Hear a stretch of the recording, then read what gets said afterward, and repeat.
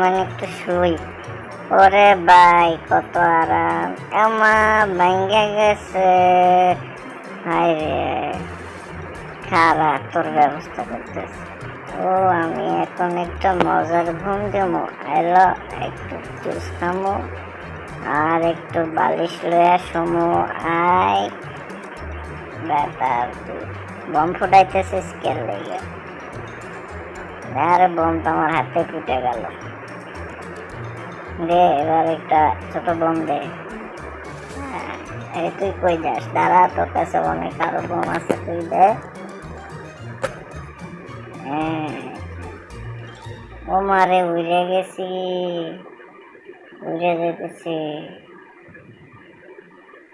ওই উড়ে যেতেছি। আল্লাহ, মারে এদেরতে কি উড়ে যেতেছে পাখি। আমি